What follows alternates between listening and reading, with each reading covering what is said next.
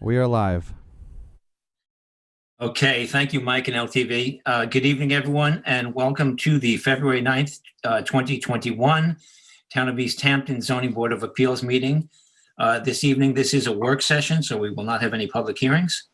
We'll get going right away on our agenda. The first portion of our agenda are the administrative applications. Actually, we only have one this evening, and that is Turner and Menard at 35 Deerfield Lane, Amagansett, tax map number 300-175-6-31, and this is to replace the existing decking in place and kind within jurisdiction of freshwater wetlands. And Tyler Borsak is here, and he's going to walk us through that. Good evening, Tyler. Good evening, Tyler Borsak for the Planning Department. So it's just as simple as it sounds.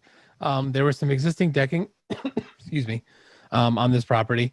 They actually started pulling up most of the decking and got a stop work order because they didn't realize that they needed a natural resources special permit.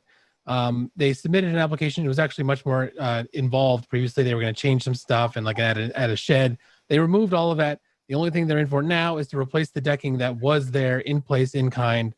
So that it only requires a natural resource special permit instead of, additional variances, since they are very close to wetlands on the backside and on the north side of the property. Okay, thank you. Thank you, Tyler. This is in my Amagansett district. I'm fine with this moving forward administratively. Board members?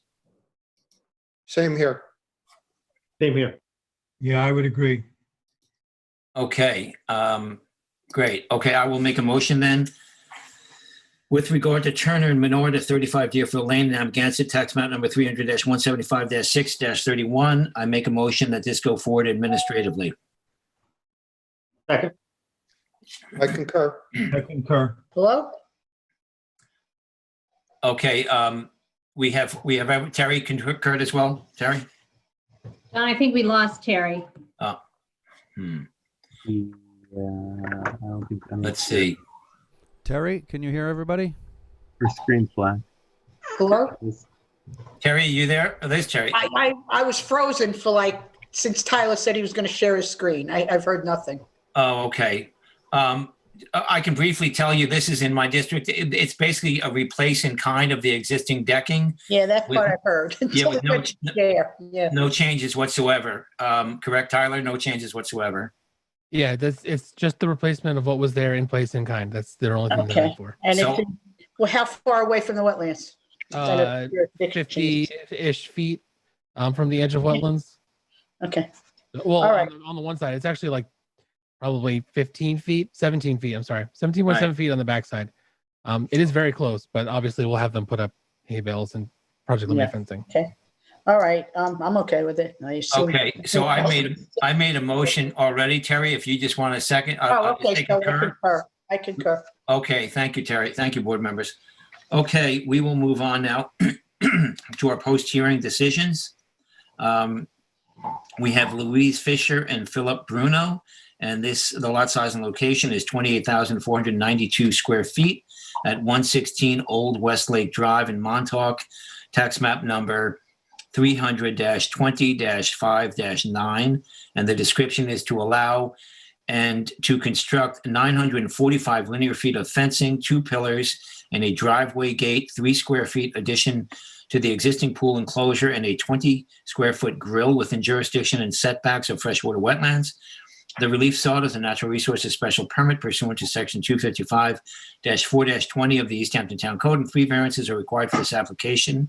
Variances of 100 feet, 30 feet, and 1 foot are required from section 255-4-30 of the Town Code to allow existing and construct fencing 0 feet, and to construct pillars and a gate 70 feet, and the pool enclosure addition 99 feet respectively from the freshwater wetlands where 100-foot setbacks are required, and any other relief necessary.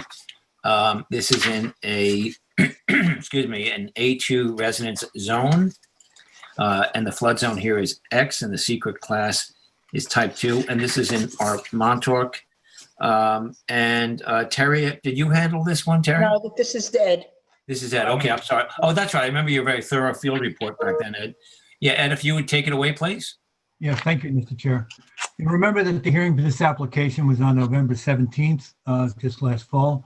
This property was before the board previously in 2016, and approval was granted 9/21/16 to allow for the demolition of an existing house and further allow for construction of a new two-story residence to be built toward the south end of the property. The existing house was on the north end, very close to the lakefront at that time. It's moving it to the south, moved it further away from a wetland that crosses the property. You can see it on the survey that's up there. That house was to the north of the wetland before, as it existed, really abutting the wetland, and it's been moved in a southward direction now, and it says it does 100 feet away. The new construction was 100 feet away. At that time, approvals were also given for a pool patio, swimming pool, and an outdoor shower. The survey is from 8/25/20, which I checked with Tyler today, and that's our most recent survey. There hasn't been an additional one submitted. It's one we used at the hearing. The plot extends from Westlake Drive all the way to the lake, to Lake Montauk. As was said by the chair, the lot is 28,492 feet, and the allowable clearing is 15,601. And with the revegetated areas that were agreed upon with the last approval, the cleared area now is 14,175. So it's not over cleared at this point. The applicants are currently looking for approval for 4 conditions that do not meet zoning and NRSP requirements. As stated by Plan of Tyler Borsak and his TAM, 3 of these requests represent conditions would have little impact on the site environmentally. The planned pillars and entry gate that are proposed for the driveway at Old Westlake sit 70 feet from Stepping Stones wetlands, where 100 feet is required, but those wetlands are situated across the road, and this work would represent little in the way of a meaningful disturbance to those wetlands. The small expansion of the pool equipment is minimal, and the applicants are only asking for a 1-foot variance to allow for that change. And the proposed outside grill is located above an existing and approved patio, stone patio. So I have no problems with approving the first 3 items. Proposing existing fences, however, is problematic to me for several reasons. At this point, a 6-foot fence is run from east to west directly on the northern edge of the property's wetland. That fence continues in a southward direction. It runs along the east and west property lines, and it terminates at the house with gated returns up to the residence itself. The planning department has suggested in their TAM that the fence could be moved southward towards the pool area to a point where it could be 50 feet, located 50 feet from the wetlands. That would not bring it within, would not bring it to, to get an immediate approval, but it would have been a better candidate for us to consider when looking at it. But at this point, the applicant has not responded to that suggestion, so we haven't heard back from them about any counter offer about the location of that. The applicant's representative at that time made a case for leaving the fence by pointing out the danger that the deer represent in carrying tick-borne Lyme disease onto the property. The hope then being that by eliminating the deer near the home and the recreation area that was there, that the chance of contracting the disease would be minimized. But at that time, you might remember Vice Chair Deline questioned correctly whether deer were the only way in which ticks might be carried onto the property. The applicant did provide a letter from their veterinarian stating that their family dog suffered from a bout of Lyme disease last summer. After the public hearing, a letter was added to the public record explaining the very real danger that disease represents within the community, the humans and apes. So we got that submitted at one point. Fact is, however, that other animals, birds, and the wind itself can carry deer ticks onto one's property. In the end, that's really not the issue for the board to consider relative to the placement of the fence, in my opinion, that runs directly along the edge of the property's wetland. Part of the request for additional fencing is to install a 4-foot high fence along the property lines to Montauk Lake's tidal wetlands at the northern edge of the property. This would require a 100-foot variance. At the time of the hearing and in the planning board's TAM, it was suggested that the revegetated area in the northern portion of the property might be reinforced in hopes of making it more robust, possibly keeping out some invasive species. That suggestion and the previous suggestion to moving the fence northward, keeping it further from the wetlands, were, not acted on by the applicants. We never heard anything back based on the things that were put forward, both at the hearing and by the planning department in the TAM. So I think given the fragile nature of both the freshwater and saltwater wetlands located on this property and the fact that alternatives for locating an effective deer fence exist, I'm looking to deny the request for approval of the existing and proposed fence on this property. I don't believe the request by the applicants rises to the standards required to grant an NRSP approval on this application. I would, however, consider granting a partial approval to allow the front gate, the pool equipment deck, and the proposed outdoor grill to go forward. Okay, thank you for those very thorough comments, Ed. Terry, this being Montauk, would you like to go next year? Sure. Okay, you can hear me, right? Because I Yeah. still can't see Tyler's screen that he's sharing. It's still not there. That's too bad. But I have the survey in front of me, so that's fine. I agree with member Johan. The 70-foot variance, I agree on the 70-foot variance for the gate. I believe it was a 4-foot gate and pillars.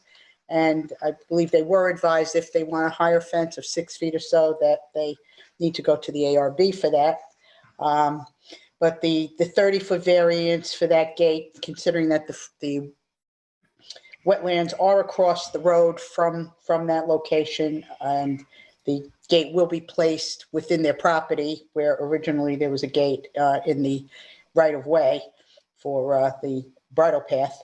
I too think that that one is okay, meets the standards for both variances. It's 30 feet, not too small, but not outrageously large. And again, considering the location of the wetlands, I'm good with that one.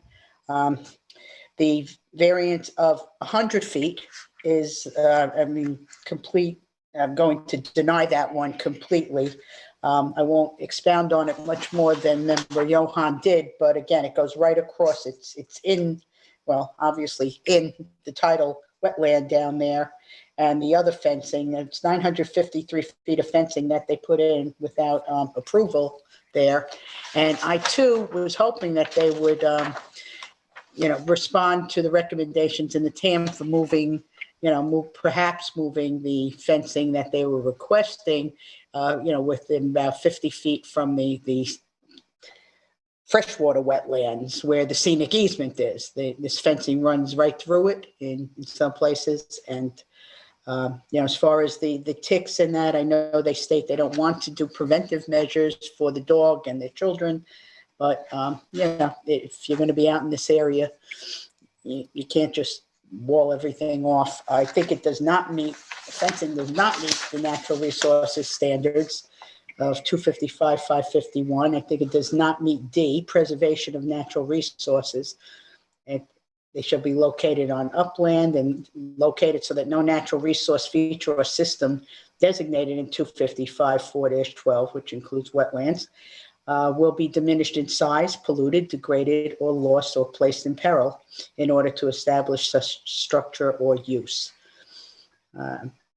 There are alternatives, as was pointed out in the TAM by the planning department, and alternate designs in terms of the location of where that fencing could be put and effectively give them plenty of living space outside their home, that would have less deer.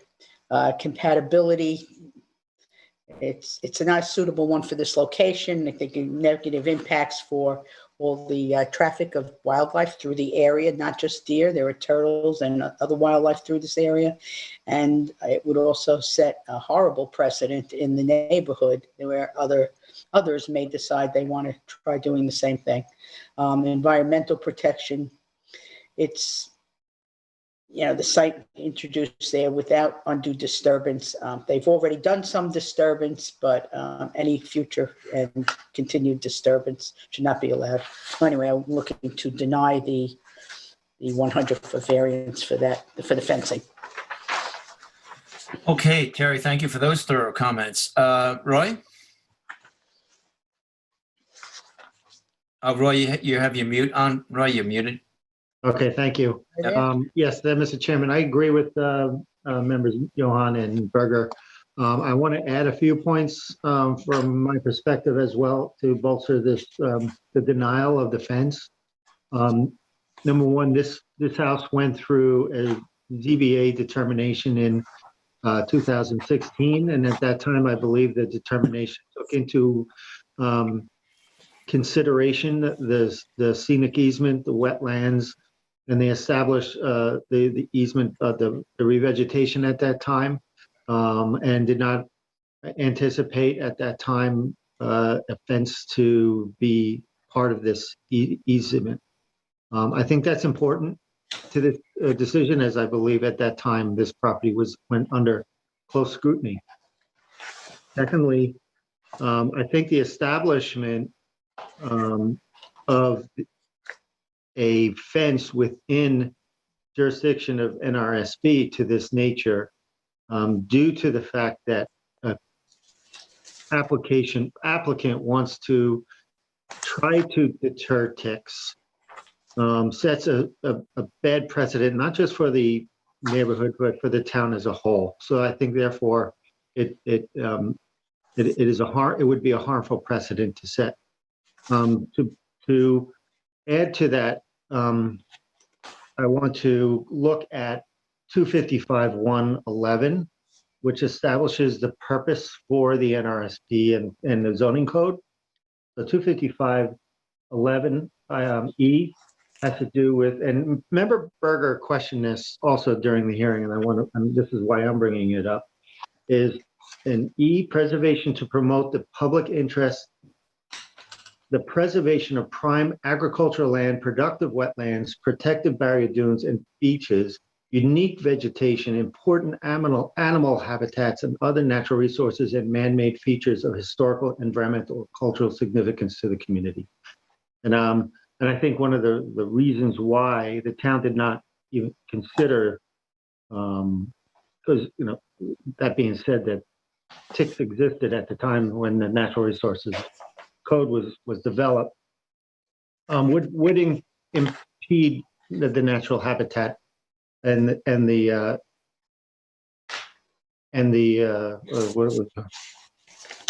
animal habitats.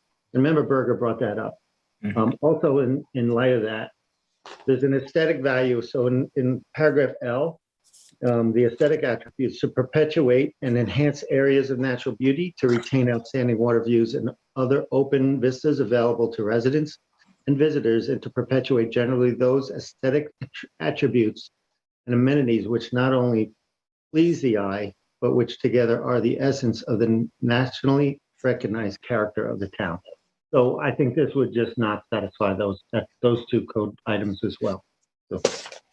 Thank you, Roy. Tim? Thank you, Mr. Chairman. I'm in complete agreement and appreciate the thoroughness of the three members that went before me. So I'm not going to repeat what they've already said, other than that I'm in agreement with the overall assessment that's been put forward, and that is to approve the first two variance requests, but to deny the fencing within the wetlands from an NRSP standpoint. Thank you, Tim. I too appreciate Ed's and Terry and Roy's thorough comments. Excellent, and it's wonderful for the record because I am in complete agreement with everything they said, so I will not repeat it.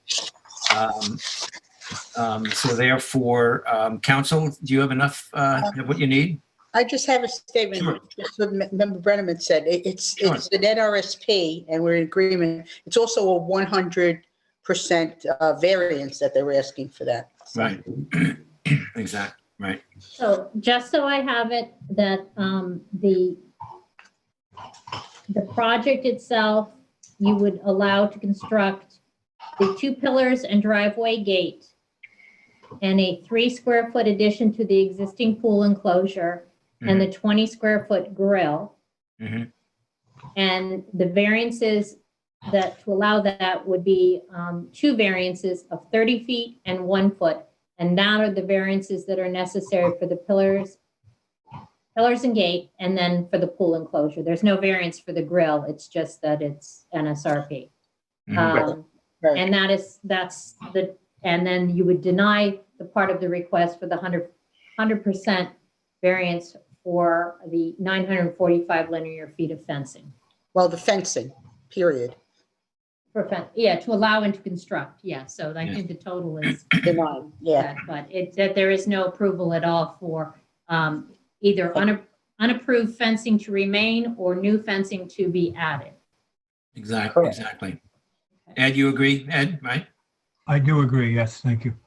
Right. Okay. Thank you, Nancy Lynn. Thank you all. Okay, we will move on. Next, we have 80 Firestone Road LLC. I'm recusing myself from this, so I'm going to ask Vice Chair Deline to read into the record and to take over the meeting. Roy, if you would, please, and I will leave the meeting.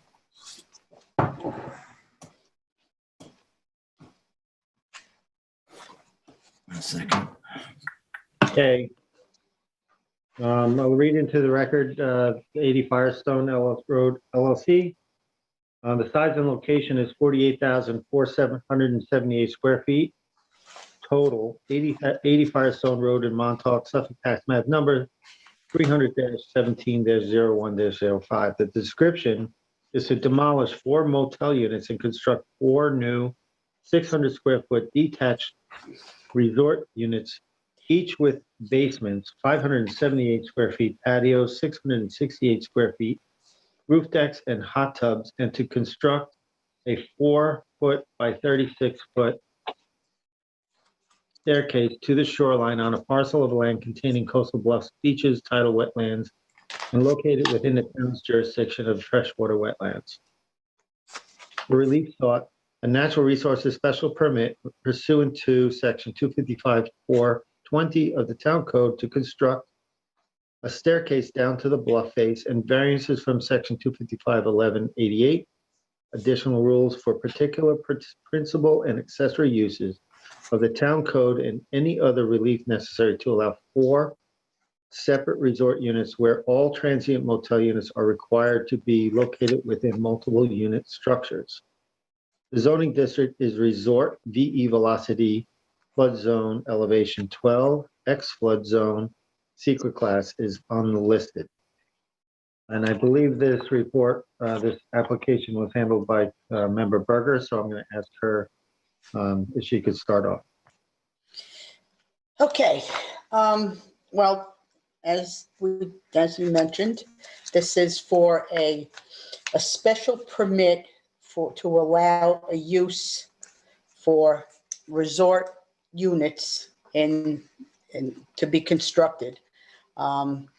There was a question that the applicant had posed out to the building inspector, who determined that it also needed to comply with items 4 and 5 of 255-11-88, additional rules for particular principal and accessory uses. So our decision here is whether we are going to give the variance to allow those units to exist as resort units and not be attached into multiple location. Terry, if I may, I just want to clarify. I think Tyler put up on the screen. Is that the latest survey, Tyler? The latest survey was from October. I can't see anything he's putting up, so I do have the surveys. The latest survey they submitted, I believe, was October 19th, 2020. Yeah, this one's October. I was checking that. This one's October 19th from 2020. Yeah, that's the last one I think we got, Roy. Yeah. I can't see what he's got up there. I'll refresh it for you, and hopefully that helps. Okay. I mean, I have it in front of me. But... Yeah, but that was the latest we did get on. Hopefully that helped. But now there's a large project. As you know, it was following like 255-1188. That item number 5 is for site plan, lighting, everything else. I'm not going to dwell on that because that was all in the jurisdiction and the purview of the planning board, and they've had multiple meetings, and what it came down to is they seem to be satisfied with this project. And as it is, with these units being separate, but that comes under our purview now to allow this other use based on the ruling that the chief building inspector made. So in the TAM and in the existing conditions memo, there's a lot of it was a great TAM and information provided by Brian Frank, and giving us the definitions that were applicable for this code and the change. And I don't know if Tyler can show us that, if you'd rather see that, or if you have that in front of you. He gave us the definitions that are applicable for this decision. transient motel. If you all have that in front of you, I don't know that I need to read it. Should I read it? I have it in front of me. Does everyone have that? And so transient motel, and then a motel unit, and then resort land use of a motel, which because of the size, the existence in any unit, or is not a transient motel as the same as defined herein, a multiple resident pursuant to chapter 193 of the code in an open space, which in whole or part is a residential cooperative. That's not applicable at all here. And C, a building or group of buildings, which together with its accessory structures and uses, the combination, mixture, or hybrid. I am going to rule in favor of the use variance for this, for the following reasons. These units have been in existence since 1967. If you on the Can I stop you for a second, Terry? This is an area variance. This is not a use variance. No, it's not an area variance. It's to be allow them as a resort. It's an accessory use, but it's under our variance. You're not changing, it's giving them a variance from a requirement. Tyler, because I'm just concerned that. I don't know, Brian was talking about a use variance when I spoke with him on it. Give me a moment to look at the assessment memo, I suppose. It's under 255-1188, which is rules for principal and accessory uses, but it's not changing it from a use you're not changing it from a resort use to a transient use or something to that effect. No, You're giving We're it allowing, from okay. the We're uses. allowing, yeah. Right. It's actually considered an area variance, not a use variance. I know that sounds strange. An area variance? It Okay. is, because you're allowing them, the area that you're allowing them to change is the requirement that they be attached rather than detached. A use variance that would makes sense. be Okay, if you were allowing makes them to do something residential. Right. That's correct. It's an Commercial. allowable use on the property. They just want a variance from one of Right. the regulations of that Right. use. oh, of that use, okay, thank Yes. you, I stand corrected. Just because And not a use variance. the factors are different, and that's why I needed that clarification. Okay. Sorry.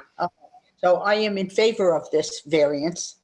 Back in 1967, there was a building permit and a C of O issued for Rudolph Fisher at the time of 4 392 square foot motel units with 112 square feet wooden deck. Each unit contains one kitchen. That the kitchen for me is a large factor because transient motel units typically don't have kitchens. They're not allowed to have kitchens, but resort units are. And this shows that these units, as they are today, were already used as resort units, and they are already separated today. So they just pre-existing. The layout and I think the character of the neighborhood with this variance allowed, I think is actually more in keeping with what the neighborhood looks like. It's in a resort area, but it's in a resort area where there's very little resort in that stretch of the part of Montauk. There was we believe, and the planner said that he believes that this code came to be mostly because of downtown Montauk with various motels. And the agent, Andy Hammer, did provide some documentation of a previous one, Seacrest Cottages from way back, which was located in downtown Montauk, where this same variance was allowed. I don't know that's that much relevant, but I do think that the fact is that these existed already. They were already separated. They were already resort units, and they're actually it will be nicer in the neighborhood rather than a bunch of attached units. So I am looking to approve this variance. Yeah,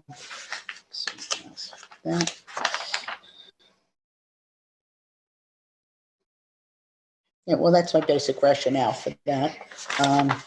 Then the other thing that they have applied for is a natural resources special permit to 255, 420 to construct the staircase down the bluff face. That's it, to construct it down the bluff face. There was a lot of discussion at the hearing, and I'm not sure there was a whole lot of final conclusions made about it. The original bluff staircase, as you see on that survey from October, showed 4x8 platforms and then 2 4x8 platforms as you go down the staircase, going side to the side and then down. In the TAM, it was suggested that they reduce the number of platforms, and they, subsequent to the hearing, they did send in an updated diagram of a plan for the staircase itself, which we received on December 1st, 2020, removing. Tyler, can you bring that up, Tyler? Yeah, Tyler. Yeah, I'm looking for it right now. Yeah, we have one from October 14th that shows That's correct. those two. You want to see both of them, Roy? We can look No, at no, I have the other one. I just want, I think for the record, we should the new one. be looking at what we're looking at here. Yeah, yeah.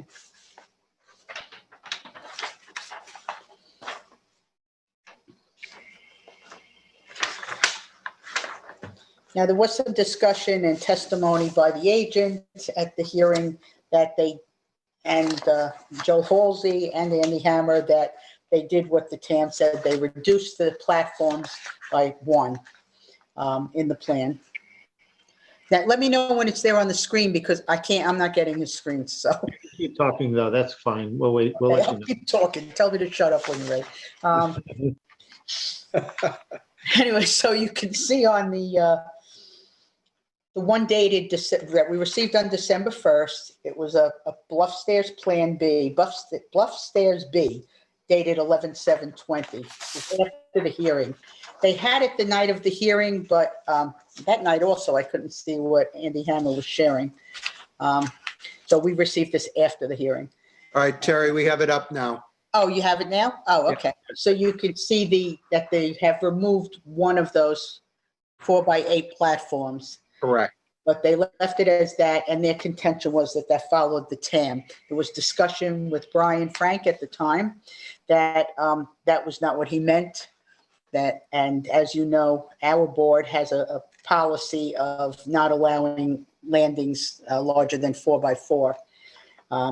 So this part of it, it was nice that they, not nice, but it was good that they removed one of the platforms from the project.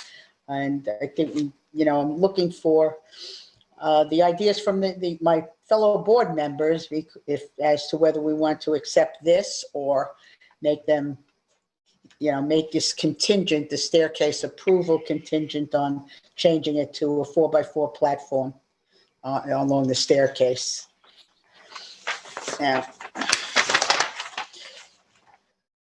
so I'm not fully decided on this. I don't know, Nancy Lynn, can we actually allow this, but make it contingent that nothing like a bench, typically these size platforms will find benches out on it, and make it contingent that no bench or any other structure is put on the landing? There are conditions like that,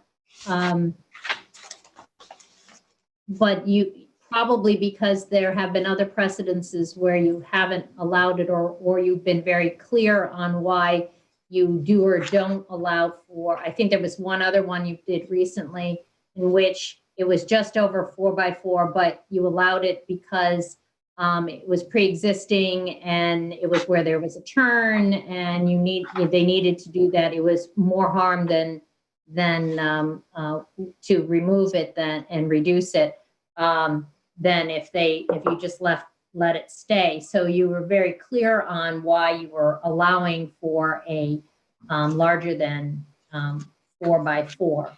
So as long as you distinguish it, but as you said earlier, you also have the option of not necessarily approving this proposal, but that you would approve the stairs so long as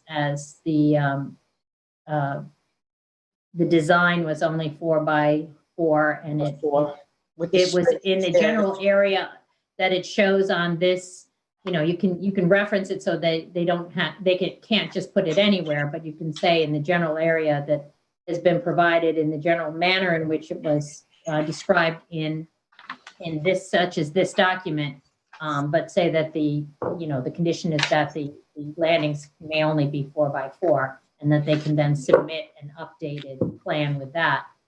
Okay. That's allowable, but you can also, as I said, you can allow for larger than 4x4 as long as you're very clear of why, in this case, you're allowing for that.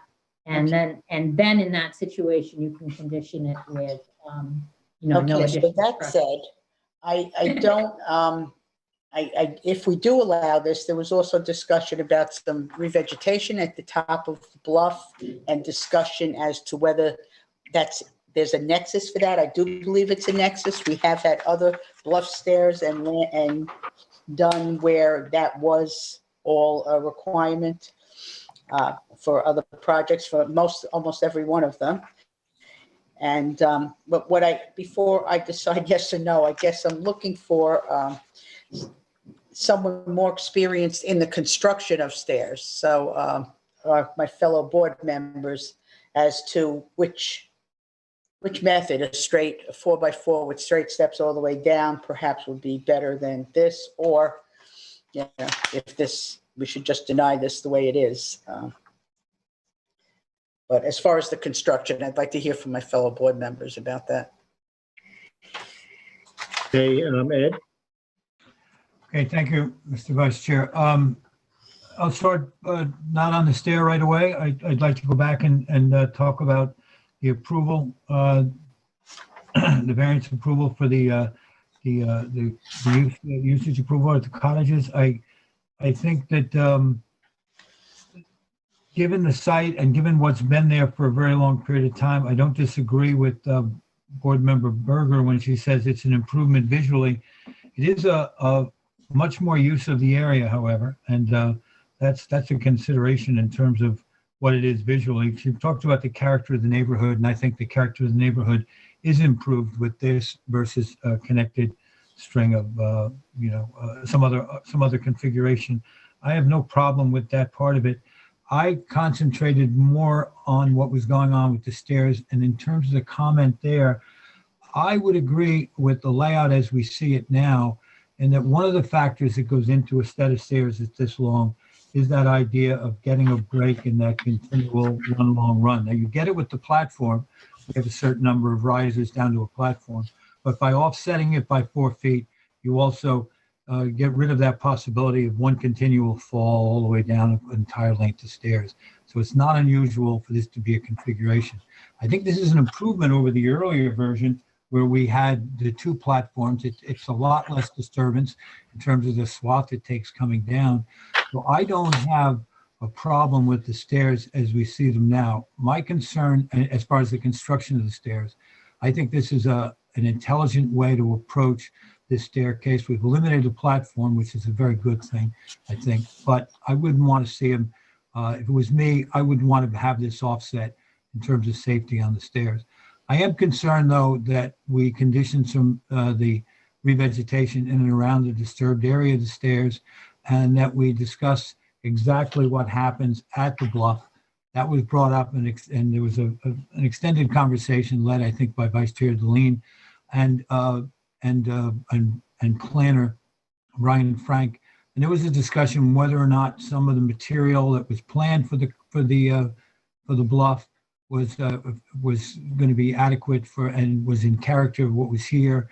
And I think at that time, Andy Hammer suggested that the landscape plan could be amended to make to come into a little more agreeable shape for planner Brian Frank. So for me, I don't have a problem approving both sides of this. I like the improvement on the staircase.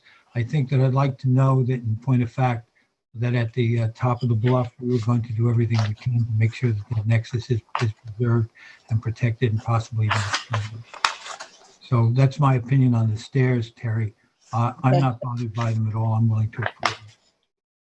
All right. Did we want to look at some of the photos there were some photos that were taken down by the bottom of the bluff where there was some rocks that. Yeah, and I think we agreed that, and even member Johans at the hearing made a statement that he felt the stairs was at a proper location due to the Okay. glacial rock, the stones and stuff on the beach. Is that right, Mr.? Yeah, that's right. That's right, Vice Chair. I remember that looking down there and where it was going to land, there's a considerable amount. We had the photos, glacial till that's to the south of where the stair lands. I think it's indicated on here that it's notated as rocks, and it does land on a fairly clear area at the beach, and that seems to be a good spot for it to have wound up. Yeah, so, okay, yeah, in figure 4, if you want to reference figure 4 in the TAM and the existing conditions, Counselor. Yeah, that's right. That's a photo of the rocks, and the staircase would come down away from that.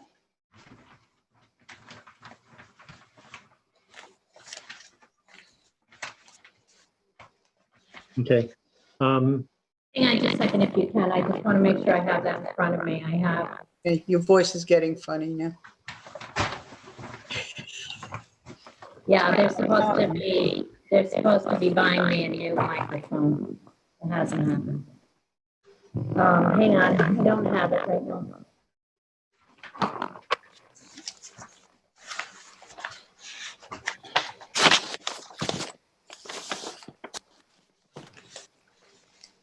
I don't believe I have a copy of Brian's memo with photos, so I can't.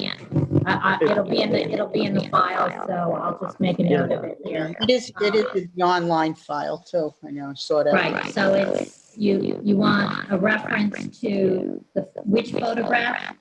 Photograph Figure number 4. Conditions along the shoreline in the southern portion of the property facing south. And not to lead you anywhere, but just so I understand, is this are you asking that this be referenced in why this is the correct location for the Yes. the stairs? Okay. As to why we're approving the 4x8. And you're approving the 4x8 because of it being The offset. the offset, and the offset is being due to the topography of this particular property, or because other properties have, I'm not trying to talk you out of it, but I'm just trying to get the distinction. With other properties, when it's a straight run, they would be eligible for an offset as well, correct? Or are you saying the offset is necessary because of something specific to this? The offset is necessary, we feel, because of the conditions down at the shoreline where those rocks exist.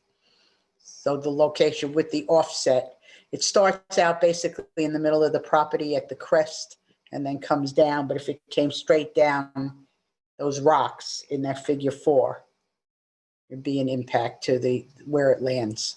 So the offset avoids the location of those rocks. Okay, so the offset is necessary to avoid the rock. Yes, except we haven't heard from. Well, I'm just trying to get on here. So that's okay, but that's the position with regards to that. All right, I just want to make sure I have that and where the reference was, so I don't mix that up. Okay, sorry.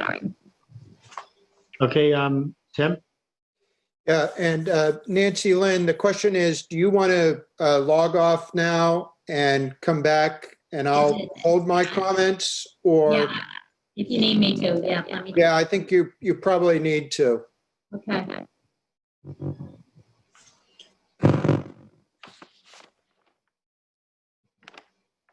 Go to now. I'm going to try to figure out why I can't see anything that Tyler's trying to show us here.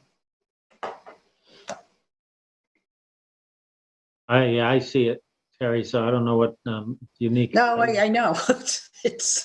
Yeah, I even What tried it says is he refreshing it for you. started sharing screen and then, but it never appears. Trying to see if there's something I could click on. Hmm. It's the first time this has happened. Okay, is that better? That's better. That's much Much better. better. All Yeah. right, Tim. Welcome back. All right, Tim, go ahead. Okay, so I'd just like to start by saying I'm in agreement with Member Johann's assessment here. I did want to just stress a couple of things that was brought out in the TAM to differentiate this. The starting point is that this property is under site plan special permit review by the planning board. So it's coming to the zoning board for just these specific variances, but really the planning board is still in the process of going through the site review with the applicants. It is, I think, brought out in the TAM in significant dimension that the planning board did not express objections to the development as proposed, and that the board opted not to send formal comments regarding the variance to the zoning board. The implication being that they are fairly satisfied with what has been presented to this point. I also just want to reinforce the same thing with regard to the detached units. There are already 4 detached units on this property. And there are not, and the proposed is 4 units. So there's no increase in number of units associated with this proposal. Also, I'm in agreement on the staircase. I remember the conversation as well and the need to do a little jog down there. I think that makes sense here. I think both from a standpoint of a little bit of a break as well as where it's going to be positioned. As for revegetation, the TAM is suggesting that the zoning board may want to defer the approval of any revegetation plan to the planning board. And I think that probably wise as well, as they're going to be going through this entire project. I share the interest, by the way, in wanting to have revegetation to protect that bluff crest. And I do think that there is some connectivity to putting in the stairs and protecting that bluff crest. But I'll defer to what the balance of the board thinks here, but my feeling would be we could send that back perhaps with some comments to the planning board, as opposed to trying to condition this in our in our decision. So overall, I'm in agreement with the cottage plan and with the NRSP associated with the stairs on the bluff face. Okay, thank you, Tim. And I also agree with my fellow board members. I do have, Tim, that was a very important way to distinguish this property being a resort zone with its uniqueness relative to other resorts in town. And I think that was an important part of this board needed to establish, and I think you did a good job at that. Regarding the staircase, I do remember Brian Frank's general acceptance of the revised at the hearing. He did in his later comments have clarified that he did have a general acceptance of their design. This new design even improves that even better. So I think that I agree with the rest of the board members that this recent design is also better than that, as what the planning department has said. In terms of the revegetation, I want to just be clear that the area that we were talking about, the revegetation, was on LaGuardia's revegetation plan, which I recognize being, LaGuardia is a very reputable firm, and they have a very impressive landscape plan.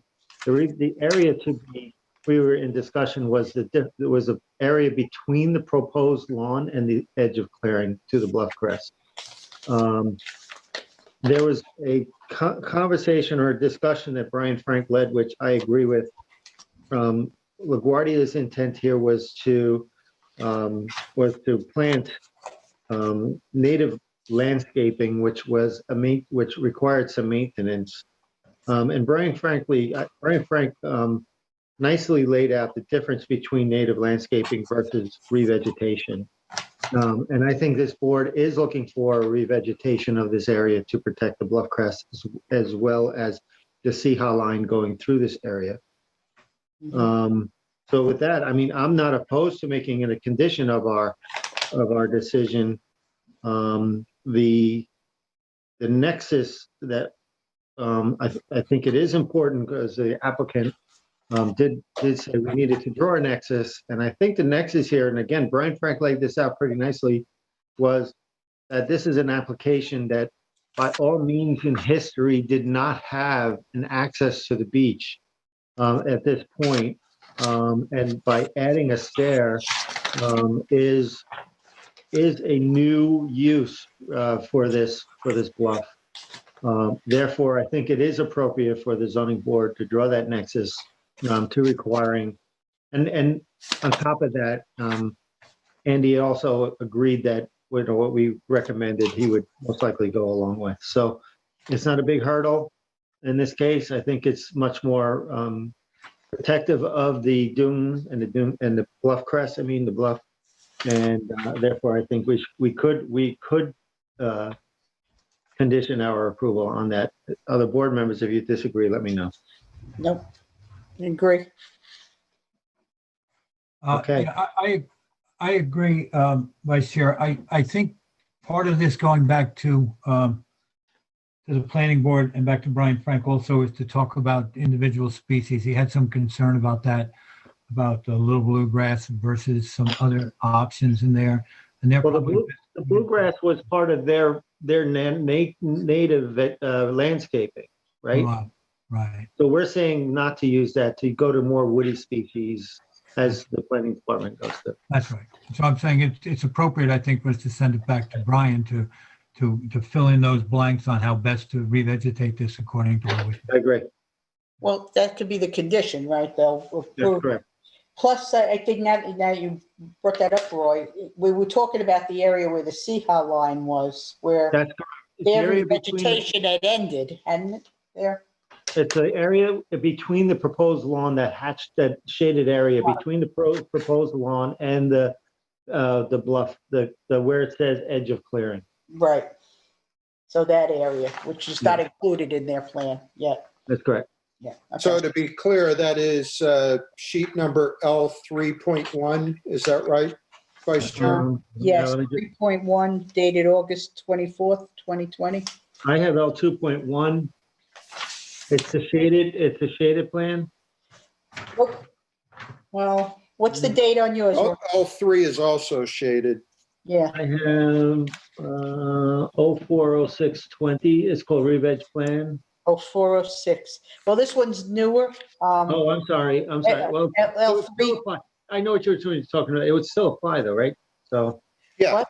I think it's probably, yeah,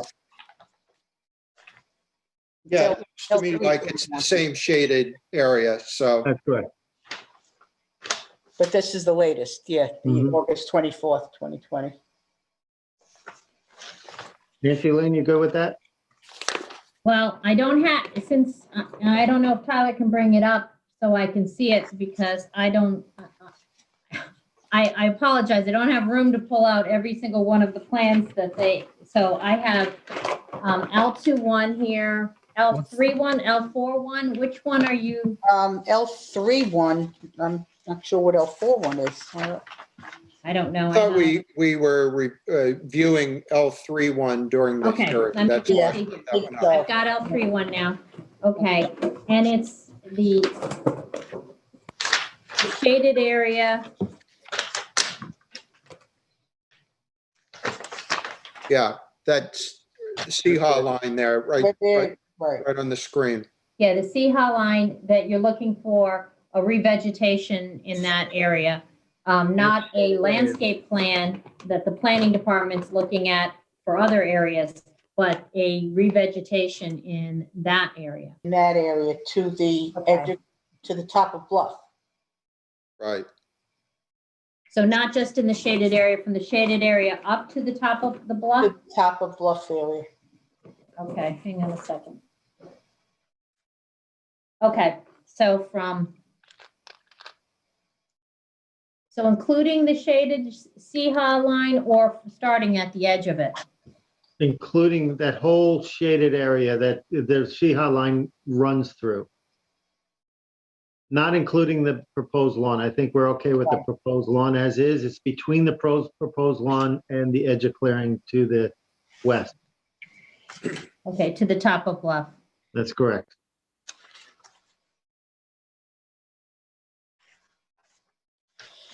Okay, and one other thing, Counselor. With this new Bluff Stairs B plan that came in, they did not submit a new survey. So it would also be conditioned on a new survey to reflect that change in the Bluff Stairs. That would be correct.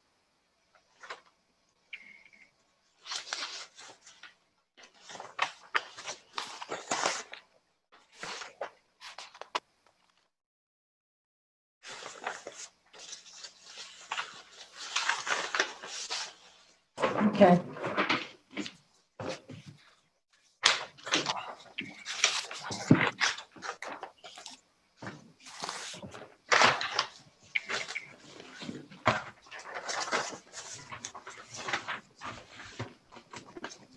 Okay, I think I have it.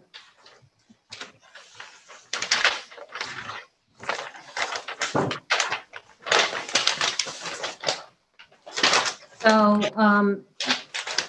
going back to you, Terry, you're also then now having heard from everyone else, you're good on, everyone's good on the variance as well as the NRSP. Correct. Okay, with the conditions that we talked about. Right. Okay, gotcha.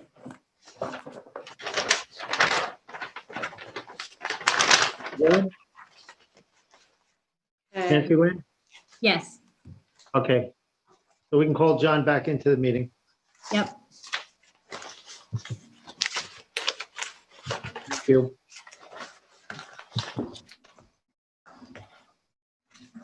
Hello? Hey, John. Hey. Okay, excuse me. Back to Thank the maestro. Oh, let me turn the mic up, sorry. How is that? Is that good? I said back to the maestro. Thank you, Roy, for taking over. Okay, we'll move along here now. Next, we have Marcello, perhaps, Rubinsky and Gabrielle Grimstein. Lot size and location here is 31,430 square feet at 54 Bucks Path, map of Spring Hollow at Northwest Section 2, map number 6282, East Hampton, tax map number 300-118-1-24.15. Excuse me. The relief sought here is a natural resources special permit pursuant to section 255-4-20 of the town code to construct a staircase down the, oh, I'm sorry, I'm reading the wrong thing. Sorry, geez, gosh. Pardon me, description. I popped up. To allow an approximately 1,250 square foot pool deck and 450 square foot pool patio to remain within rear yard setbacks. The relief sought is variances of 5 feet and 3 feet are required from section 255-11-10 rear yard setbacks for the decking and patio to remain 15 and 17 feet respectively from the rear yard lot line where 20 feet is required and any other relief necessary. This is in an A residence zone. The flood zone here is X and the secret class is type 2. And this is in board member Tim Brenneman's Hampton district. Tim, if you would lead us off, please. Sure. Thank you, Mr. Chairman. The board will remember that the date of this hearing was December 1st. 2020. At issue is a pool deck and pool patio toward the rear of the property, requiring variances of 5 feet and 3 feet, where 20 feet is required. They're actually located 15 feet and 17 feet from the property line. The survey date that I have is March 9th, 2020. And it was received on April 11th, 2020. The applicants represented themselves at the hearing. You'll recall both were and are physicians. They bought the property in 2004, and then sometime between 2007 and 2010, they expanded the pool patio toward the rear. They testified that the pool deck is the right word, was in poor condition, very narrow in the back. They widened it for safety reasons, they felt, and they were not aware that in so doing that they were bumping into the setback at the rear of the property. It should be noted that behind this property is 2 reserve areas, and that the closest structure, which was actually very hard to see, was a tennis court, so that there is really no impacted neighbor as currently configured. I would also note that throughout the hearing, no neighbor called in or wrote in to us to in any way object to the variance. The applicants do have at the rear of the property a row of arborvitae, and it does provide some green vegetation that provides some protection to the back. And when questioned, they are willing to covenant that screening should we approve this variance. There's also an issue which is sort of separate, related to clearing on this property.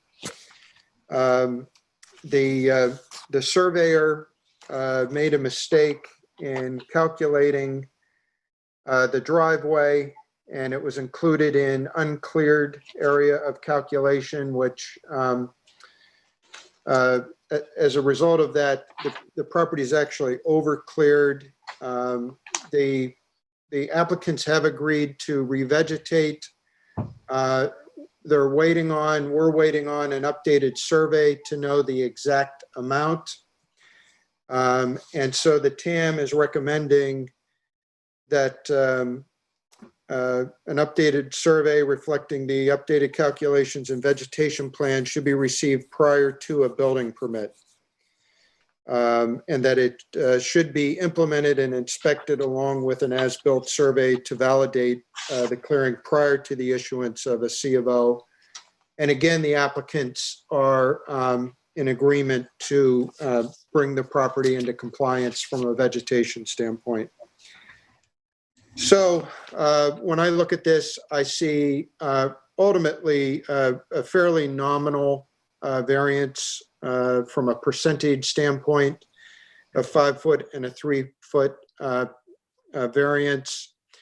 There are 2 reserved areas immediately behind the property. The closest structure to be seen is a tennis court.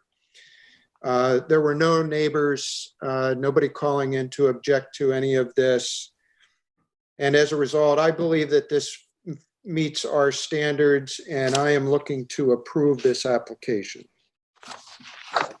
Okay, thank you very much, Tim. Roy, you want to take a pass? Sure, Mr. Chairman. I agree with Member Brenneman, and I have no further to add. Okay, thank you. Ed, how about you? Thank you, Mr. Chair. I agree with Member Brenneman.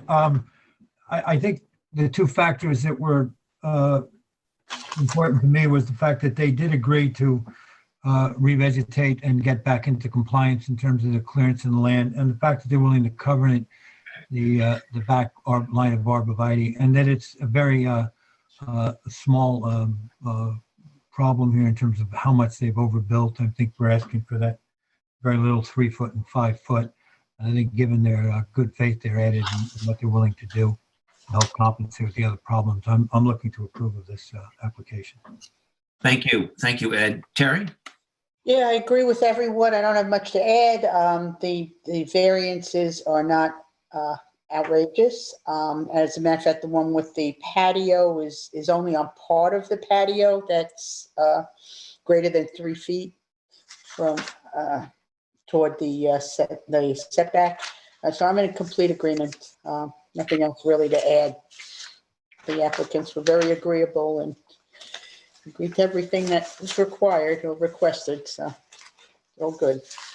Thank you, Terry. Yeah, I agree 100% with all of your comments. And again, I think, we certainly don't like to see people building things without building permits, but without repeating all of your comments, I think this, there's some uniqueness here between the reserve and the screening and the covenants and the revegetation that's going to occur is certainly good to bring this thing back into compliance. So I too am looking to approve this, and thank you, board members. Council, are you good on that? Yeah, that one's good. No problem. I'm not seeing anything that's being shared. Can I take a minute to maybe disconnect and then come back in, or? Sure. Either that or try your view at the top. If you look in the top right hand. Yeah, I've been Try trying. side by side gallery. Yeah, I've been trying all that already. Okay, all right. It doesn't change. Yeah. So Does Tyler, or I'm sorry, Tyler, do you have any suggestions how she may be able to? No, he stopped. This has never happened before. He stopped sharing and then started again. Yeah, I refreshed it on my end, so it must be on her end. Yeah. Yeah, no, I agree. I think it's on. I'm seeing it clearly. I am as well. so Terry, why don't you sign out and we'll wait for you to sign back in. Leave and come back. It's a slow PC. So. We'll time you. John, try use your timer, John. I need technical support. I've already gotten Kyle signed up, right, Kyle? For he's gonna be my IT guy on this,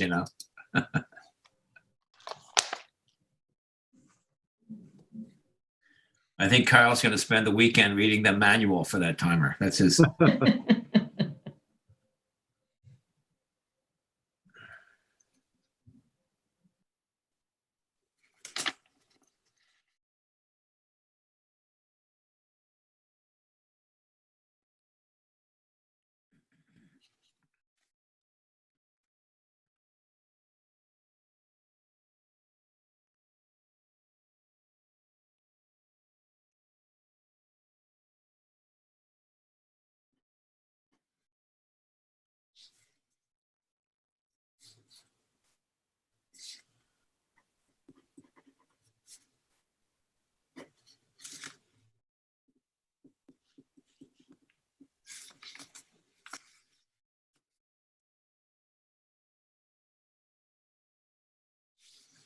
Up.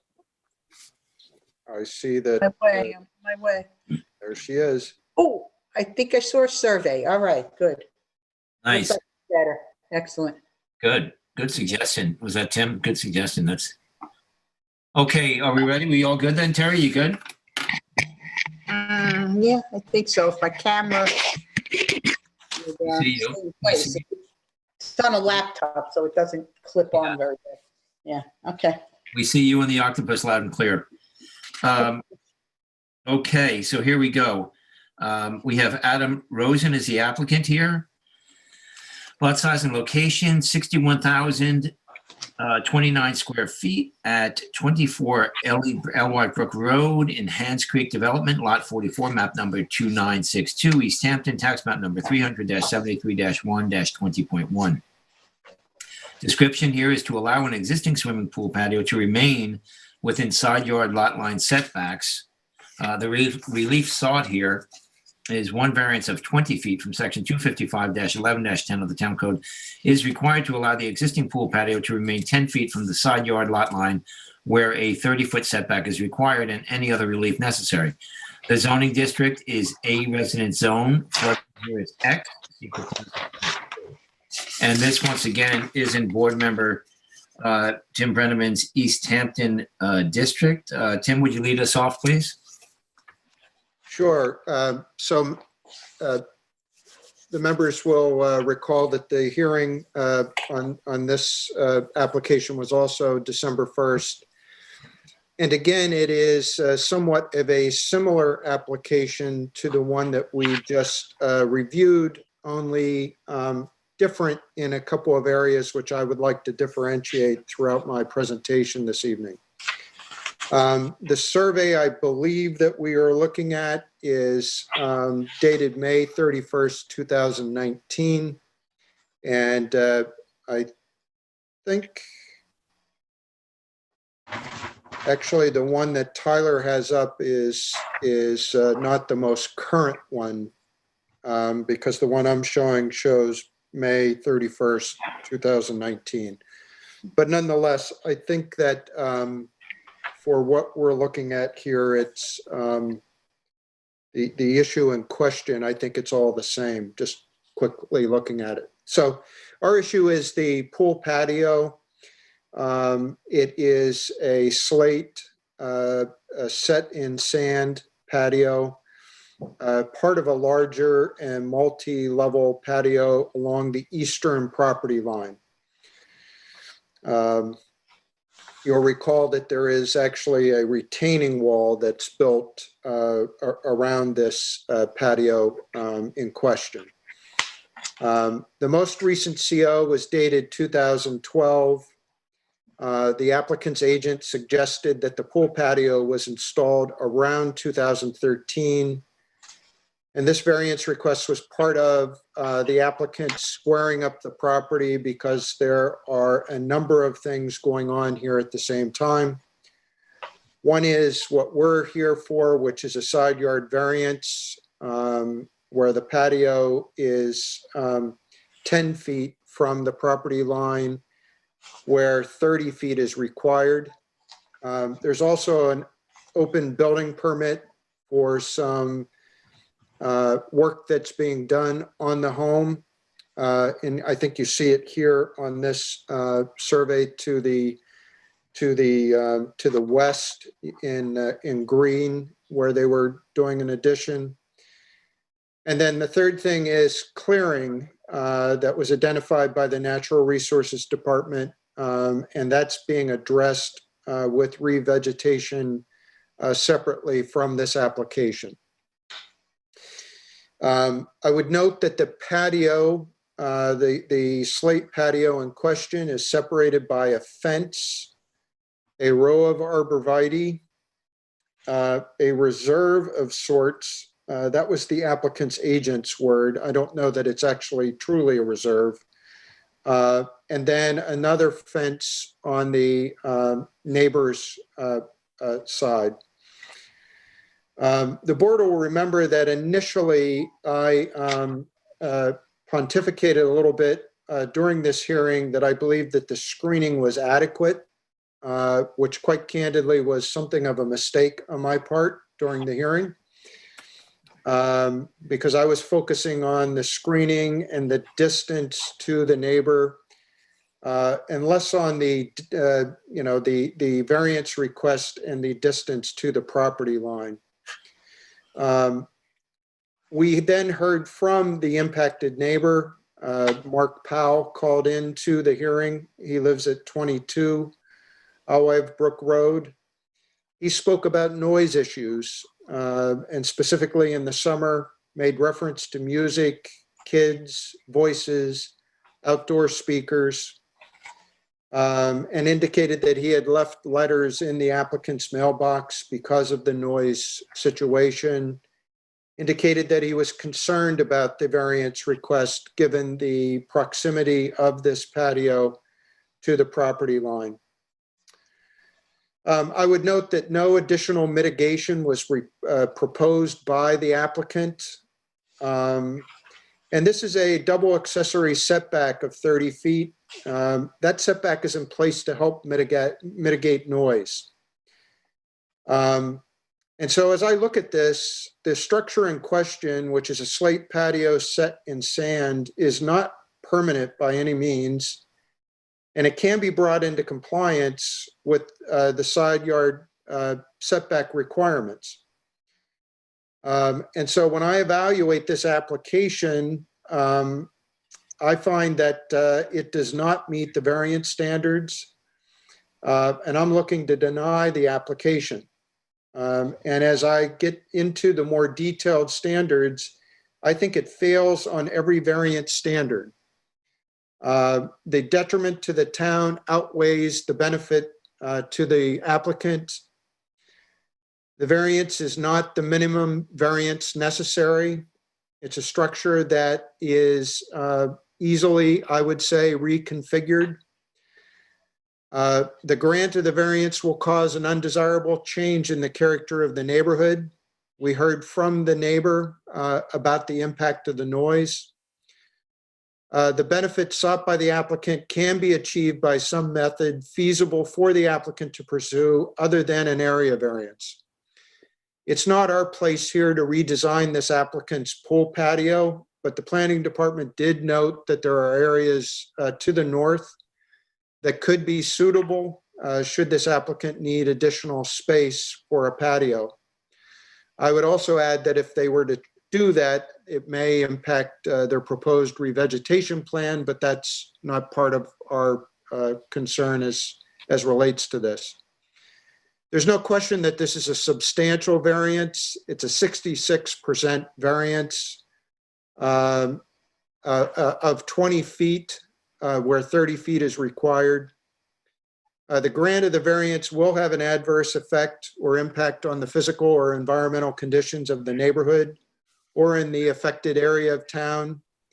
And again, the neighbor testified to that effect. And then the last standard, which is related to this variance being self-created. And on that front, there is no doubt that this was self-created.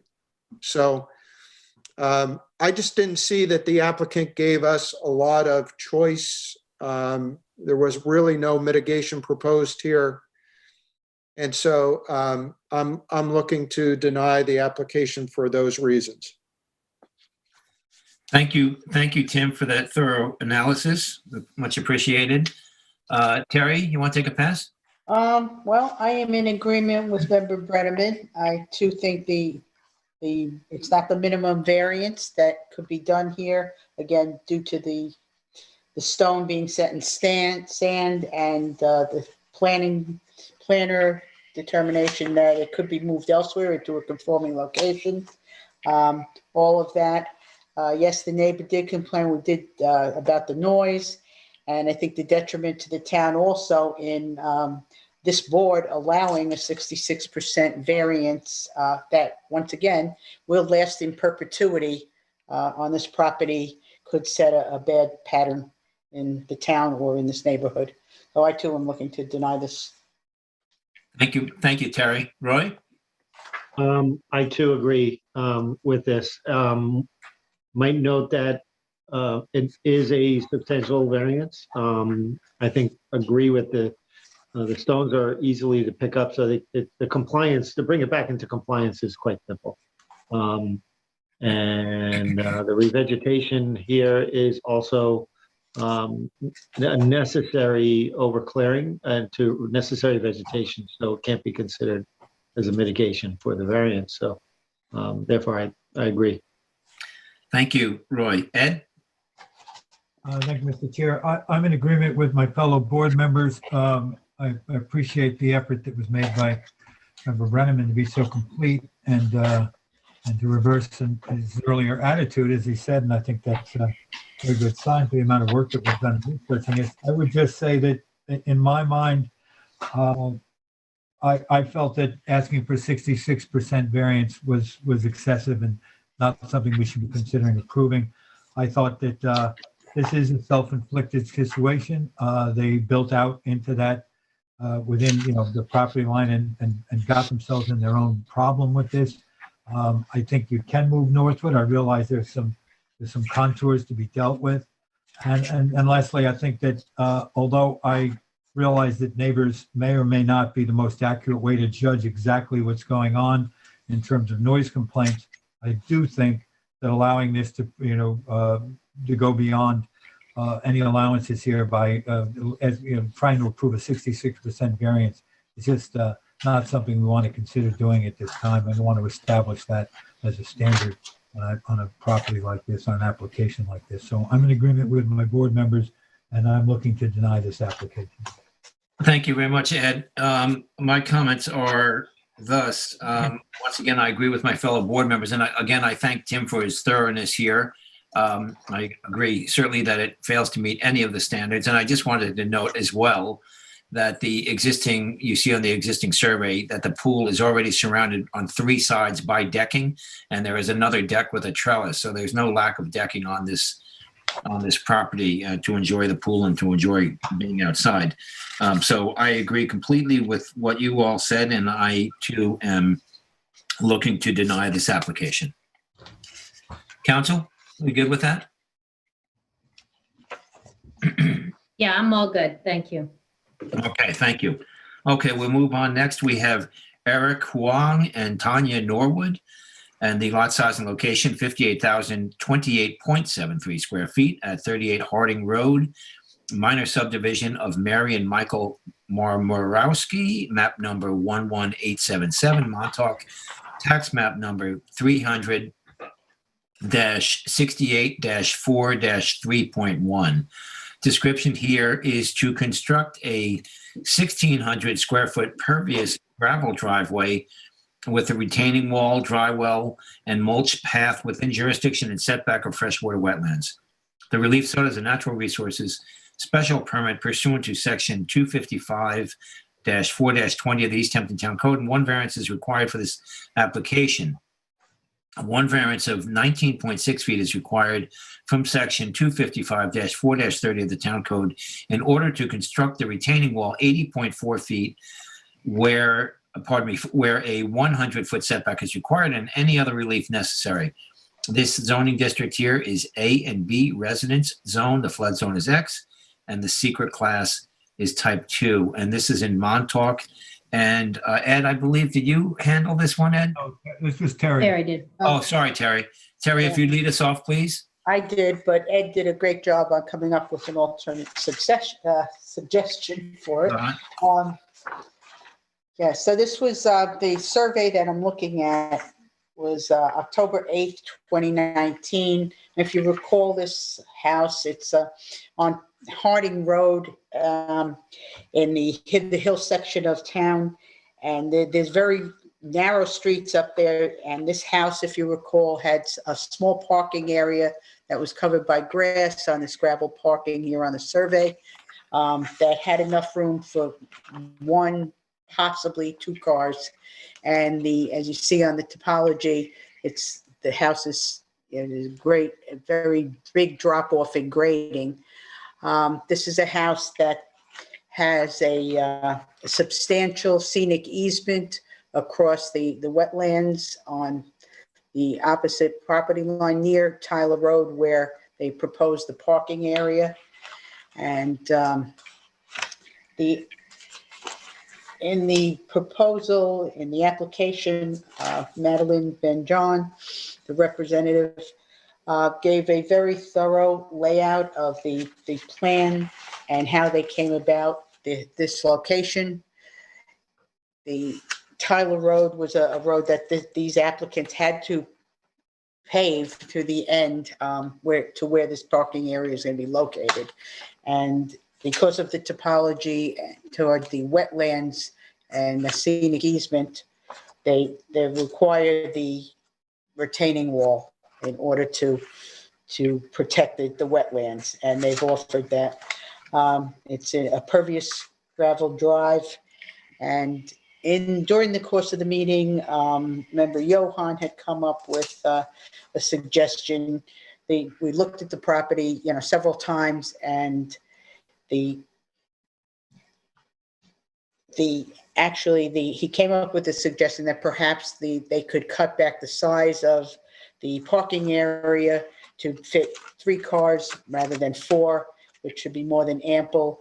They agreed to look at that, and the result is the survey you see on the screen. It's dated the same day, but this was an update we got January 11th of 2021, where they have moved roughly about 8 to 10 feet off that they took off the western portion of that originally proposed parking area, and about 250 feet of the original, roughly 1,400 square feet that was proposed.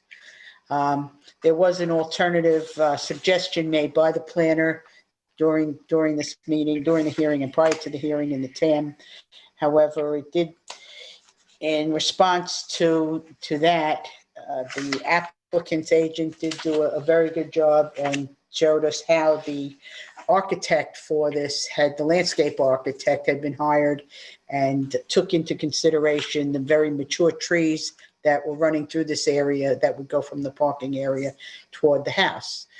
I am looking to approve this. I think it does meet the natural resources special permits. It's a good application, I feel, that did take into consideration the natural resources of the area. They're also putting in a dry well to help control some runoff that might be possible into the wetlands. And as member Johan had also pointed out during the hearing, the Tyler Road grades slightly down toward the south, so it does not seem that there would be much runoff into the wetlands, but the dry well will certainly help that. And I think a lot of consideration was taken by the applicant to mitigate any possible deterrence to the natural resources of the area. There was some discussion, I guess, of a large lot easement, which they were actually open to also on that. They already have a scenic easement. The property was already merged. So I guess if they're offering it or they're willing to do it, I guess we can request that of them. But I am looking to approve this project. Okay, thank you very much, Terry. Ed? Yes, Mr. Chair, I agree with Member Berger's presentation. I think that having visited the site, we were impressed with its natural vegetation, its general beauty, and I think that the fact that it seems to have been well respected by the applicants was a factor in considering how they might treat any future work that they do. There was the proposal to possibly have this parking pad move closer to the house. And at that time, I had felt and made comments at the hearing that it would have taken out several large shade trees. And I didn't find that was a really an attractive alternative. There's some discussion that possibly the parking pad that's over on Harding could have been expanded, but you can see from the contour lines there that that's really not practicable. That was not something that would have given them much more parking, and a portion of that anyway is right up against the neighbor on that side.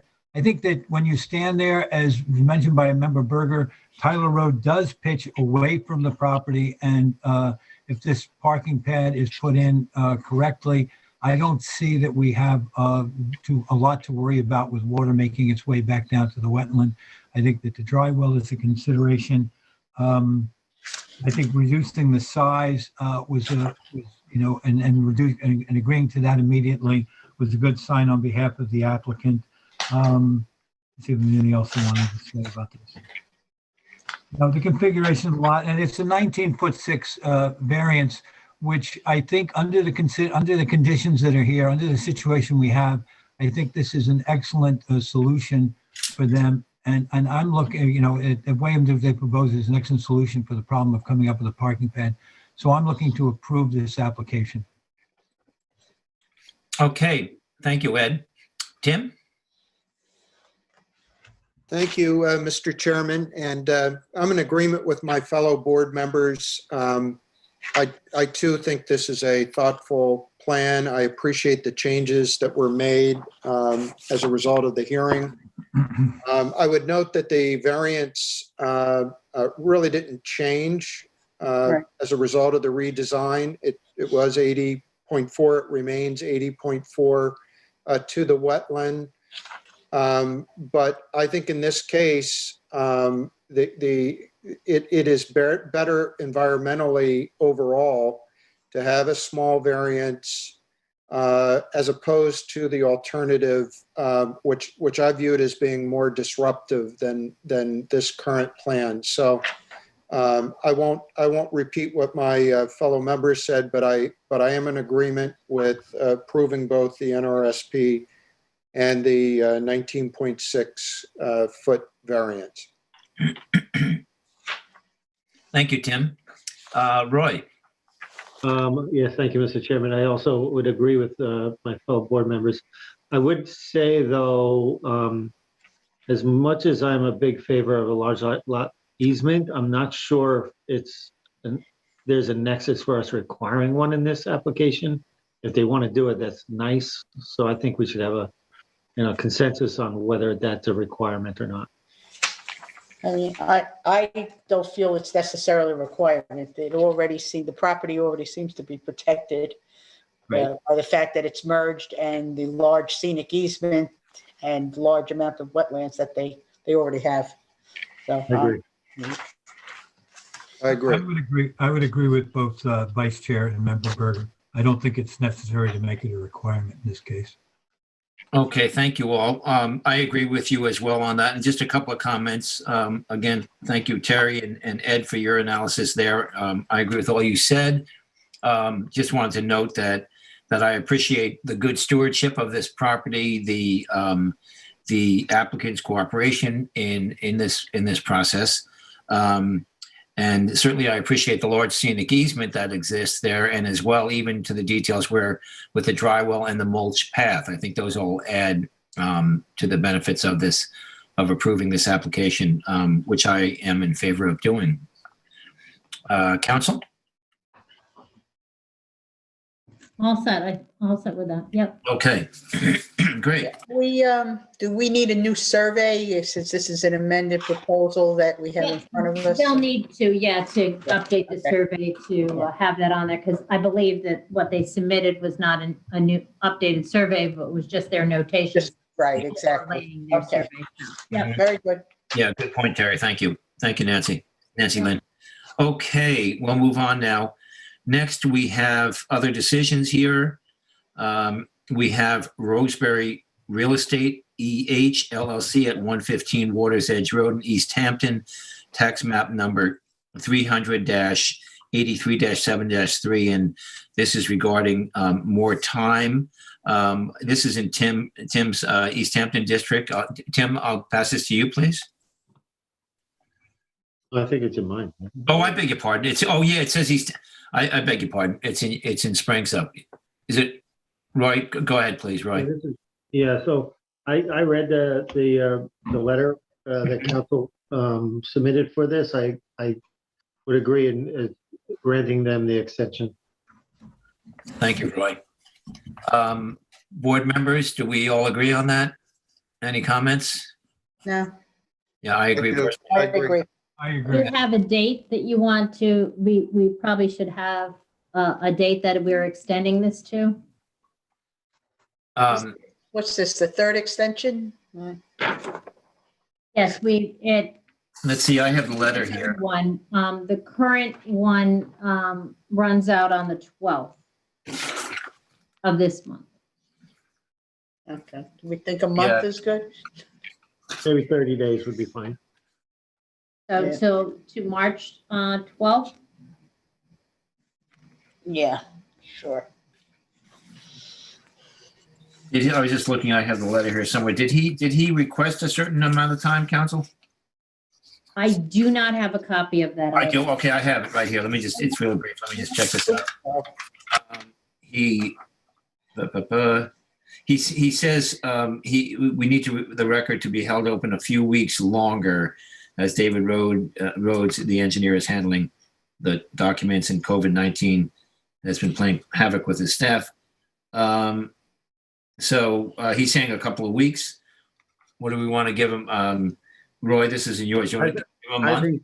I think to avoid another delay letter or whatever, let's give them an adequate 30 days. I would Yeah. suggest. I agree. Tim, Yeah. everyone? Yep. Sounds good. Terry, yeah, good. Okay, great, thank you. Okay, next. Next, we have Hampton Waters Property Owners Association, Island Road, East Hampton, tax map number 300-93-3-2.1. And this is in Tim's district. And I think you need me to. Council, do you want to explain comment my on thoughts. this? Council, that we're going to reopen? Nancy Lynn, will you comment on this? Thanks.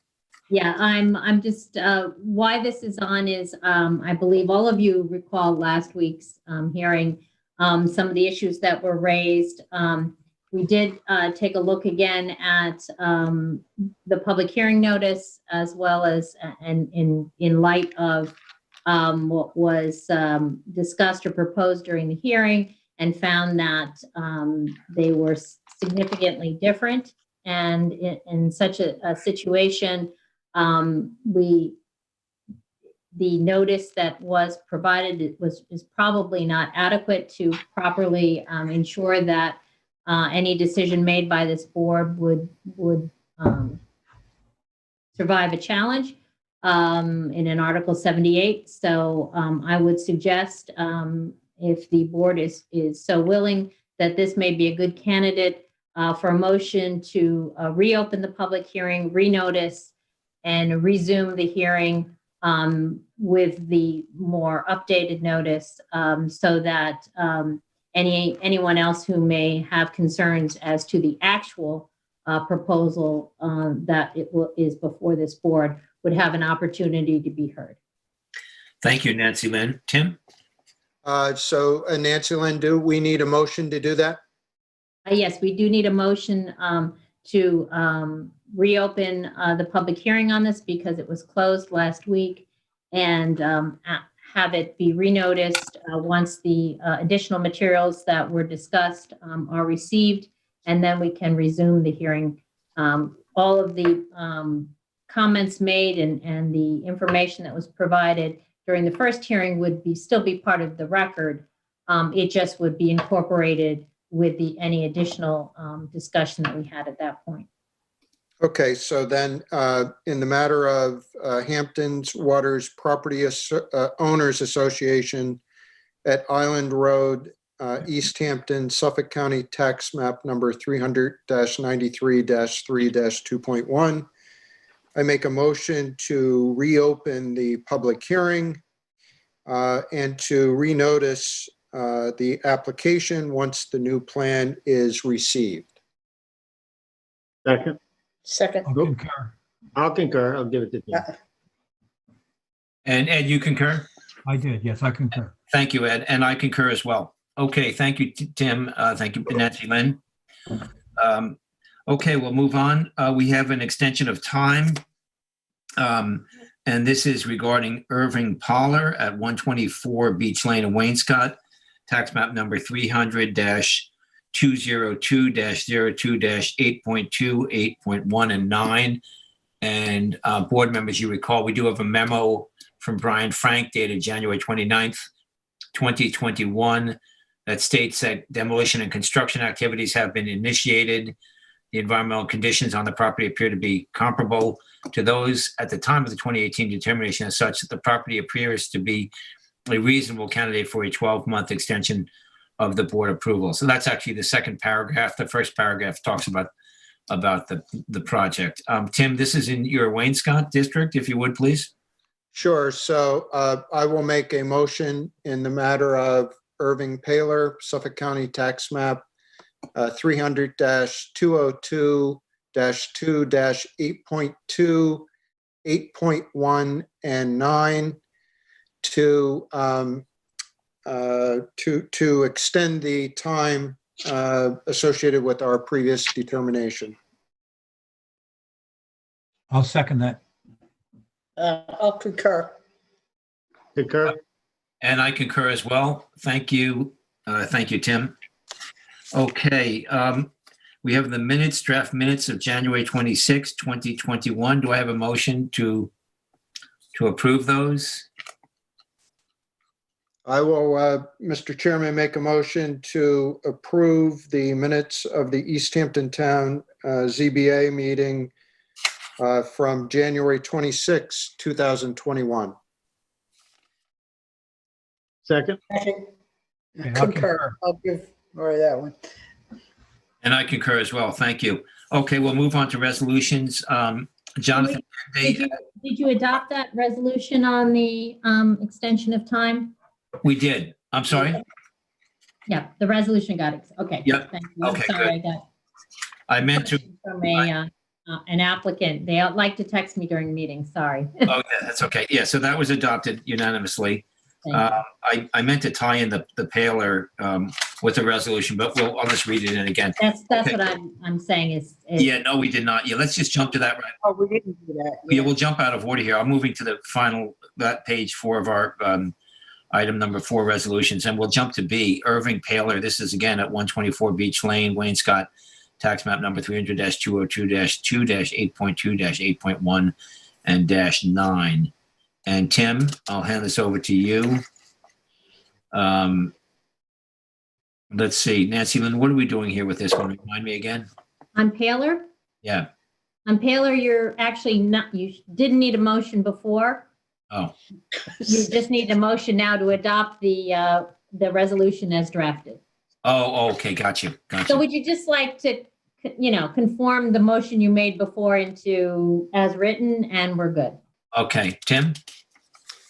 So I'm from the Department of Redundancy Department.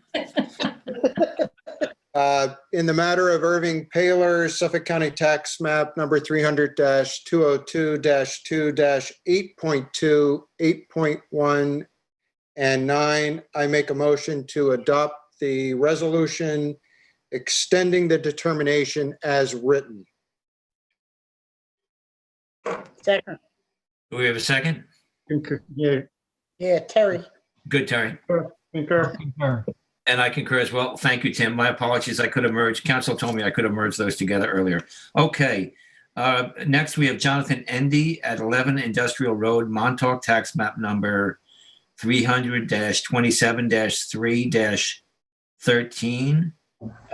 Council, do you want to comment on this? Yeah, I just wanted to bring to the board's attention, there is a concern on this resolution.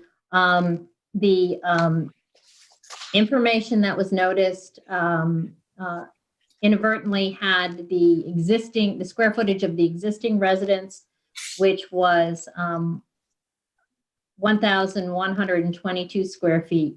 It should have noticed the larger proposed residence, which was 11,060. So it's not a great deal of a difference in square footage, but it was slightly undernoticed.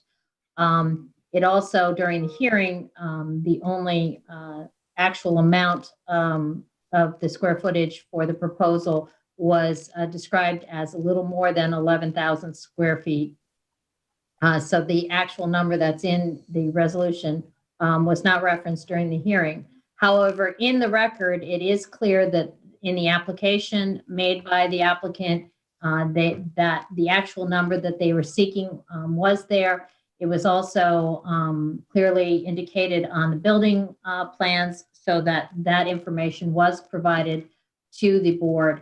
I just want to make sure that since there was a slight difference in the notice, as well as a slight difference in the information as it was presented during the hearing and during the discussion of the board last week in making the determination, if there was any board member who felt uncomfortable adopting the resolution with the approval of 11,000 or 1,100. 1,100.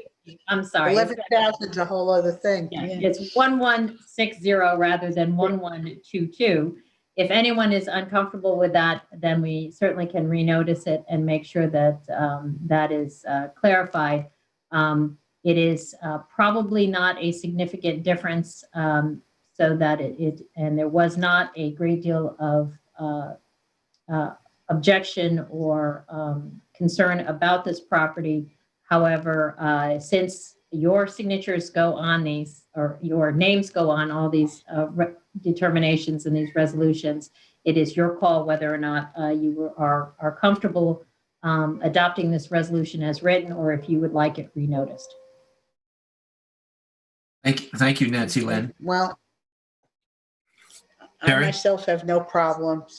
Yes, I myself have no problem. I think 38 feet of a difference is very slight, considering the scope of this project. And there were no objections from any neighbors. That actually, there were a couple of approvals that were given on this. I don't see any issue. The matter of 38 feet, I think it's de minimis, not significant. Thank you, Terry. Ed? Yeah, 38 feet wouldn't have changed my mind about any of the decisions we made or any of the conditions we put forth. I have no problem accepting it, even though we had the wrong number listed. Thank you, Ed. Roy? Yeah, I believe the scope of this project was an improvement on the environmental conditions of this property. And I think the increased square footage has no impact on the decision that I would have made. Thank you. Tim? I'm in agreement. I think 38 feet is still within the spirit of the application that we approved, and so I am good with it. Thank you, Tim. Thank you. I agree with all of you and with Nancy Lynn's comments, and I appreciate Nancy Lynn's work on getting this resolved. Next, we'll move on to. You Motion. Now you want a motion, right? Yes. Okay. Yep. So I think everyone remembers this project. So without further ado, I would like to make a motion for Jonathan Endy, 11 Industrial Road in Montauk, tax map 300-27-3-13, to approve the resolution as written. That was member Ed saying second. Ed seconded. He's on mute. Okay, then Ed seconded. Oh, I couldn't hear him. Okay. I saw it. It was a good head fake. I'm going to concur. Now he's second. Go ahead, Roy.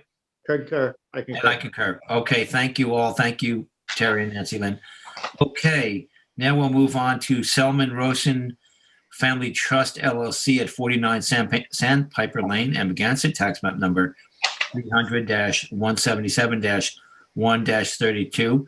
And counsel, you want to explain this? I believe it's this is a scrivener's error, my own. There was discussion during the public hearing that the TAM included a requirement that was not necessary for the property, and during the meeting, the planner did concur that that was an unnecessary condition, and it was my error in not removing that before drafting the determination. Okay, thank you very much for all you do, Nancy Lynn. I will make a motion with regard to Selman Rosen Family Trust LLC, 49 Sandpiper Lane in Amagansett, tax map number 300-177-1-32, to approve with to remove the condition, counsel, should I say, or approve? You have to approve the amendment as written. Okay, thank you. To approve the amendment as written. Second. Concur. I'll concur. And I concur. Thank you very much. Before we go to executive session, counsel, anything from you anything else from you? Not. That's all I have for our regular session. Okay. Well then, thank you, and I will therefore make a motion to go into executive session. Can we? Yeah, sure. I'm sorry, I should ask for it if anyone had I'm wondering if we can make a motion to end the work session and then go into session, or do we have to do it like you were suggesting? We have to at some point. We could go into exec session, and the town board does it routinely. Goes into exec session, and then there just wouldn't be a record of when our meeting ended. So if you don't mind that we don't have a public notice as to when the this meeting has completely concluded, that's not a problem. And LTV can just stop broadcasting. Town board does that on a regular basis, and they don't come back into regular session to close out the town board meeting. So that is, that's. Okay, thank you. doable. Just however you want to, what the board's comfortable with. So could Roy, shall I make a motion then to end the work session and go into executive session? Does that work, Nancy Lynn? Yep, you can do that. And then if you don't want to come back on the record for closing out the meeting, that's fine. Yeah, I think all of our fans know when we closed it out anyway. So I will make that motion to close the work session for February 9th, 2021 of the East Hampton Town Zoning Board of Appeals and go into executive session. Second. Concur. I concur. I And concur John, as just from LTV's perspective, to clarify, we're going to shut off the recording to the public and we're gone off the air after this, right? Right. Thank Yep. you. Just hold on for me after we go off. Thank you. Okay, thanks, Mike.